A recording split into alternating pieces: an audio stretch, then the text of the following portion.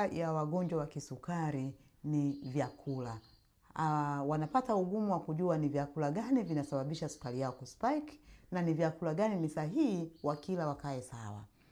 Mimi ninakuletea haya ni Dr. Praxeda Kokuirwa Makanshu, ambaye niko kwenye hii tasnia mwaka wa 5 na nimetibia watu wasiopungua 1000 ambao wamekuwa na changamoto ya kisukari. Video iliyoisha niliongelea kisukari ni nini.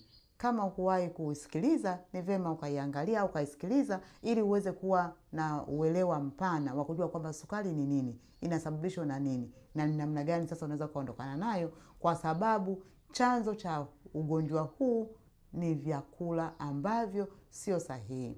Twende pamoja tuone, tushirikishane, na mwisho wa siku tutakuja kukubaliana kwamba kumbe kweli kuishi bila magonjwa inawezekana, pale ambapo utajua ni nini kimekusababishia, lakini ni nini ufanye uondokane na tatizo hilo. Nimeweka makundi ya vyakula ambayo yanaweza kusababisha mtu kuwa na kisukari. Vyakula ambavyo ni visababishi vya mtu mwisho wa siku kuja kuonekana na sukari nyingi kwenye damu yake. Vyakula vya wanga, vyakula vya wanyama, vyakula vya kusindika, lakini pia na aina ya ulaji. Vyakula vya wanga, sio wanga wote ni mbaya. Wanga ambao ni mbaya ni ule ambao mwili unachukua, lakini kwa sababu sukari inayozalishwa inakuwa in excessive, unajikuta umeachia hiyo sukari yote kwenye damu. Ni nini kinapelekea? Kinachopelekea ni kwamba unakula vyakula vya kisasa ambavyo ukila sukari yake inapanda kwa mara moja, alafu baadaye inashuka kwa mara moja, ambapo kama ungekula vyakula vya wanga wa asili, sukari yake vile vyenye fiber, manake sukari inachukuliwa taratibu, inapanda taratibu, inatumika taratibu, yani inakuwa sorted accordingly. Lakini tukila vyakula vya kisasa ni ile mtu anaona, yani inapanda ghafla na inashuka ghafla. Matokeo yake, kwa sababu kila ukila kongosho inazalisha insulin. Sasa kwa sababu umekula imezalisha, alafu umekaa imeshusha, imezalisha, imeshusha kila siku, matokeo yake ndio hiyo tunaambiwa insulin resistance. Kwa nini imeresist? Overdo, overproduce. Na wakati ina overproduce inaleta, lakini seli zinajikuta ziko full, hazipokei kule kwenye store. Matokeo yake sukari yote inafanya nini? Inaingia kwenye damu. Kwa hiyo kumbe vyakula vya kisasa, narudia kusema, wanga wa kisasa ni moja ya kisababishi kikuu cha kisukari, lakini ni kwa sababu kuna vitu vingine vinavyochangia, kwa sababu tuishii kula kwenye wanga, na matokeo yake bado kuna ambao wameshifti kwenye wanga, wanakula vyakula ambavyo ni protein forming foods, ambavyo tu sana sana especially vyakula vya wanyama. Ni nini kinatokea ukila vyakula vya wanyama? Hutaona sukari yako ikipanda leo, lakini kwa sababu ya kula kila siku vyakula vya wanyama vina tendency ya kujenga layer kwenye cells, na ukijenga kwenye seli kukiwa na layer, manake kunazuia ile hizo mucus au unwanted material ambayo inakuwa covered kwenye hizo layer, kwenye hizo cells, zinazuia, ile layer inazuia seli kuchukua, kwa sababu kazi ya cell baada ya chakula kishakuwa processed, and then hiyo sukari inatakiwa iingie kwenye cell. Sasa kwa sababu haina pa kupita, kwa sababu ya hiyo uliyoweka, kwa maana ya wewe leo hii hujaona hiyo impact, lakini utakuja kuiona kesho. Sasa sukari sio kwamba umekula ikaingia kwenye sukari kwenye damu moja kwa moja. Kwa nini imeingia baada ya kuwa umekula hiyo protein? Imeingia kwa sababu ilitakiwa iende kwenye seli. Kwenye seli imekuta kizuizi. Baada ya kukuta kizuizi, imebidi ibaki pale kwenye damu. Tayari umepata kisukari ambacho unajikuta kusema, mimi nimeacha kula wanga, sasa hivi nakula protein, lakini sukari yangu bado haishuki. Haiwezi kushuka kwa sababu uko pale pale. Mawili, kongosho inazalisha insulini, mwili hauchukui, au mwili unachukua, kongosho haizalishi. Tuko hapo hapo. Lakini yote hii nimekuwa nikisema inawezekana pale utakapoamua kuwa mtambuzi, utakapoamua kuanza kujua. Ndio maana nimeanza somo la kisukari kwa kutaka kujua kwamba mwili unafanyaje kazi. Sukari mpaka unakuja ambaye una kisukari, nini kinatokea? Leo nikasema nikushirikishe kuhusu vyakula ili mwisho wa siku uweze kujitibia, au wewe ambaye hujaugua kisukari uweze kuondokana na hili janga katika maisha yako. Lakini kinachofuata, ukiachana na animal products, bado tunakula vyakula ambavyo ni processed. vyakula vya kusindikwa. Vyakula vya kusindikwa humo kuna kila kitu. Tunasindikwa ni nyama, tunasindika ni vinywaji, hivyo ni vinywaji laini, hivyo ni lakini tunaposema ni kinywaji laini lakini ni hard au ni kinywaji kigumu ndani ya mwili. Yawezekana kwenye ulimi unakiona kiko soft, lakini kwenye damu au kwenye mwili ni very complex. Ni very complicated, kuwa broken down, na matokeo yake kwa sababu ni kitu ambacho ni unwanted, ni chemical. Mwili hauhitaji chemical ambazo ni artificial. Mwili unatambua chemical ambazo ni nature made. Kwa hiyo mwisho wa siku unajikuta umeacha, kwa mfano kuna watu wanakunywa vinywaji laini kama soda ambazo ni diet soda, but you are still there. Yani haijalishi imeandikwa neno gani, kwani ukionja au ukinywa ile ladha unayoisikia ni ipi. Lakini je, tangia umeacha kunywa soda moja ukaja kunywa hiyo ambayo imeandikwa diet, uliwahi hiyo sukari yako iliwahi kupungua? Kwa hiyo ni issue ya utambuzi. Issue ya kisukari ni issue ya utambuzi, kwa maana ukishaona kuna hizo layers au kuna sukari nyingi kwenye damu, matokeo yake mishipa yako itakuja kujeruhiwa. Mishipa ikijeruhiwa, tayari wewe utakuja kuwa mgonjwa wa mengine. Ulikuwa na kisukari, manake naomba sio uniamini, ila elewa, nisikilize na wewe fanya utafiti. Wagonjwa wengi wenye kisukari wana pressure, lakini yawezekana mwenye pressure hana kisukari. Kwa hiyo kumbe sukari ni chanzo cha kupelekea mishipa, iwe ni arteries au ni veins, kuwa damaged kutokana na hizo sukari ambazo zinabaki kwenye blood stream, na matokeo yake kudamage walls za mishipa yetu, na matokeo yake kujikuta tuna magonjwa hapa na pale. Because ukishakuwa mishipa yako imekuwa damaged, magonjwa mengi yatakukuta.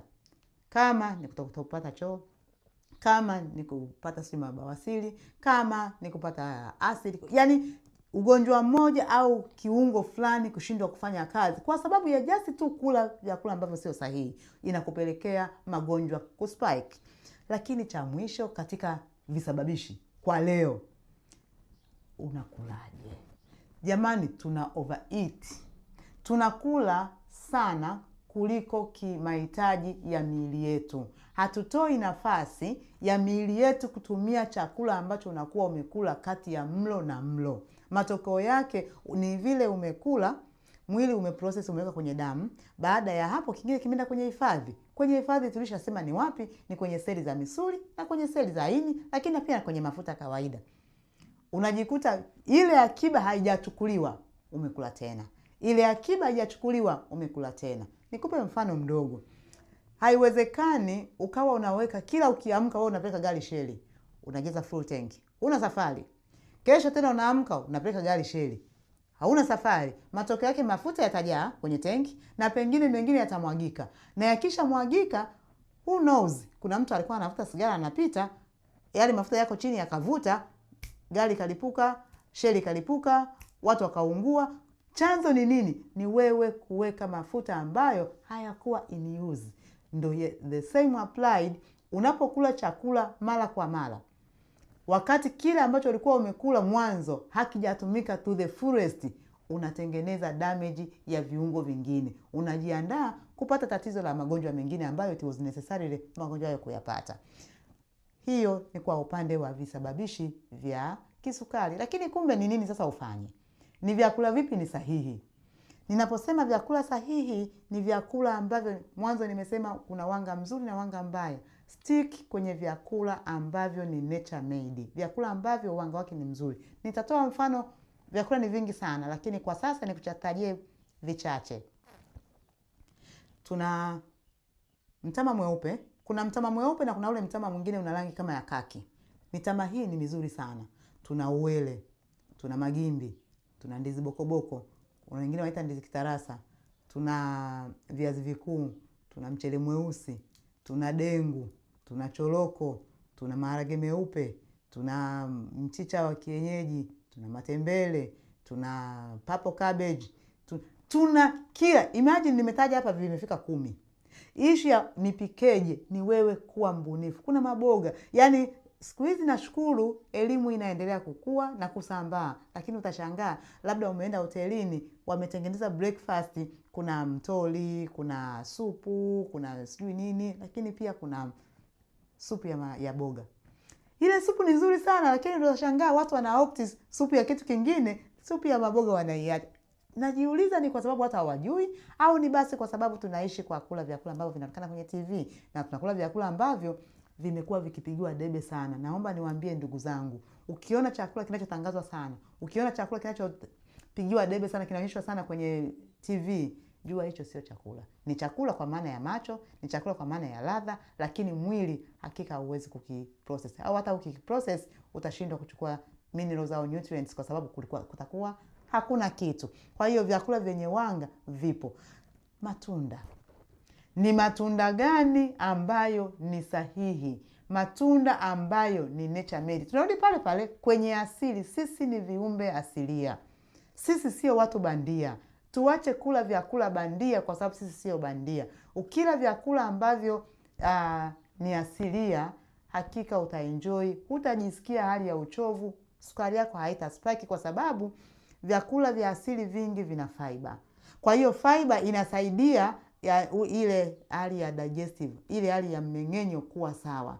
Na muda ambao wa kumeng'enya unakuwepo na mwili unasomana, formation inakuwepo kwamba baada ya kuwa umekula, chakula kimeingia kwenye tumbo, baada ya kuingia kwenye tumbo, kuna enzymes pale wamefanya kazi yake. Kuna pepsin secretion ime take place pale. Baada ya hapo utumbo mdogo umepokea, umefanya kazi yake. Baada ya hapo utumbo mpana umefanya kazi yake. Baada ya hapo takataka zimetolewa nje. Huwezi processes zile mwili kwa zinazifanya accordingly, alafu ukajikuta una kisukari. Matunda ambayo ni sahihi sana ni matunda ya asili, because matunda ya asili ya kwanza yapo kwa msimu, matunda ambayo yana mbegu, matunda ambayo hayapelekei sukari yako kupanda na kushuka, kwa sababu the same applied. Ukila chochote kile, kongosho kazi yake ni kuzalisha insulin. Kazi ya insulin ni kwa ajili ya kuregulate kiwango cha gani cha sukari kiingie kwenye damu, kiende kwenye seli, kiende kwenye hifadhi, alafu maisha yaendelee. Sasa ukila chochote in excessive na ambacho ni unwanted, tatizo umelileta mwenyewe. Sio kila tunda unatakiwa kulila. Matunda yote ya kisasa mimi naomba niseme hayafai. Nachelea kuyataja kwa sababu ni mengi ambayo ni ya kisasa. Lakini kwa nini usiule yote? Mimi kwa sisi leo Dar es Salaam, ukienda Kariakoo, matunda ya asili yapo mengi. Varieties, plenty. Lakini hatuyaoni. Tunataka vitu ambavyo ukitoka nje gengeni umekikuta umechukua. Kwa nini? Uchukue kitu ambacho kitakuletea madhara, kwa lugha ya kwamba ni bei rahisi, kinapatikana kwa wepesi hapa jirani kwangu. Mwili wako ni jukumu lako. Afya yako ni jukumu lako. Toka nyumbani, sema leo nitakwenda sokoni, kuna matunda 1, 2, 3 najua ni mazuri, nikiyapata nitachukua. Kuna mapapai, kuna maparachichi kipindi cha msimu kama sasa hivi na mapapai, kuna ndizi sukari, kuna mastafeli, kuna zile ntarali kwa watu wa Mwanza nadhani wanasema, kuna kuna zile apple za watu wa Tanga nazionaga, kuna mapeasi, kuna matipisi, yani kuna varieties. Lengo kama uyajui, umeenda sokoni umeona kuna kitu ukijui, basi muulize muuzaji, wanajua wale. Kuna machenza sasa hivi ni msimu wake. Kula matunda kulingana na msimu wake. Lakini jamii nyingine, mboga. Ni vyakula sahihi sana. Ni mboga zipi? Mboga za kisasa sio rafiki. Chochote ambacho ni man made usikikaribie. Chochote ambacho ni nature made kikaribie. Tuna mchicha, bwasi. Wauza mboga wana vote viwili, wana wa kisasa na wa asili. Kwa nini una opt kununua wa kisasa wakati wa asili upo? Majani ya maboga yapo. Majani ya kunde tunayo. Bamia tunazo. Tena tuna nyanya chungu zile za asili tunazo. Kabeji nyekundu tunayo. Tuna mboga nyingi mnajua. Kuna ile wanaita mashona nguo. Kuna wanaita water leaf. Kuna majani mengi ambayo wewe kwa sababu huyajui kikwenu au kukulia kwenu, sio sababu ya kwamba wewe huwezi kuyala, because hautakula vitu kwa sababu eti nyumbani kwenu vipo. Jifunze kula vitu sahihi, kwa sababu hata hiyo baga unayokula na pizza kwenu nina uhakika haikuwahi kuwepo. So badala ya kuanza kusema kwamba mimi hii siifahamu, mbona kuna vitu vingi sio sahihi unakula na bado ulikuwa uvifahamu. Lakini pia tuna nafaka. Tunaposema nafaka lazima uwe selective. Issue ya man made, ya GMOs, ya hybrids iko kila mahali. Kama ni maharage, mimi naomba tuangalie maharage meupe na maharage meusi. Kuna njegele, kuna dengu, kuna kunde, kuna mbaazi, kuna hivyo. Na bahati nzuri kila mtu akila lazima utapata matokeo. Kuna mtu akila maharage ya kawaida anakuwa bloated. Mwingine akila anapata kiungulia. Kipimo chako ni mtu ambaye ana vidonda vya tumbo. Ni nafaka ipi akila anapata shida. Ukishaona anapata shida, ujue hicho sio chakula sahihi. Sio kwake yeye, hata kwako wewe. Yule ndio anakuwa kama maabara yako. Mafuta ya kupikia. Of course kwa sababu watu tunapenda kukaanga sana. Mimi nashauri tumia mafuta ya ufuta, tumia mafuta ya nazi, ambayo hiyo nazi ni cold press. Lakini kama huwezi kutumia mafuta ya kuyapata, pikia nazi. Kuna nazi. Unakwenda kununua nazi kwa sababu lebo yake imeandikwa ni nazi, lakini haujui exactly ndani kuna nini. Wakati sisi tuna nazi, magenge yetu yote yana nazi. Tumia nazi. Nazi ndiyo chakula ambacho Mungu mwenyewe asili yenyewe imetengeneza. Lakini pia anza kutengeneza green juice na smoothies. Green juice maana yake umekula mmea katika uhai wake, ukiwa hai. Wote mnajua faida ya kijani. Tulivyokuwa madarasani tulijifunza photosynthesis. Kwamba ndio inayokuwa converted inajua mmea kutengeneza chakula chake.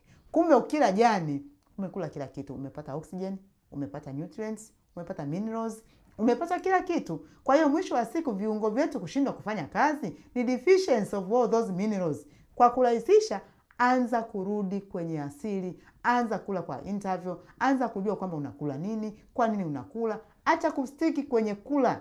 Kula kupo tu. Amka jua nakunywa maji yangu mazuri. Ni maji gani? Maana hilo ni issue nyingine, kwa sababu tunakunywa maji ambayo yako contaminated. Na kwa bahati mbaya tunakunywa maji yenye madawa ambayo yanapelekea viungo vyetu kujeruhiwa kwa kutokujua. Naomba niseme, endelea kusikiliza mafundisho yangu, tuendelee kushirikishana, lakini pia kipindi kijacho nitaleta ni namna gani sasa kama umeshaumwa ujitibie kwa kutumia, kama ni herbs zipi, lakini kama ni lifestyle ipi. Usiache kuendelea kunisikiliza, usiache kunifollow kwenye mitandao yangu ya kijamii nyingine kama Instagram, lakini pia nitumie ujumbe kwenye WhatsApp au nipigie ili mwisho wa siku tuweze kusikilizana. Usisahau kushare na kusubscribe. Kuishi bila magonjwa hakika inawezekana.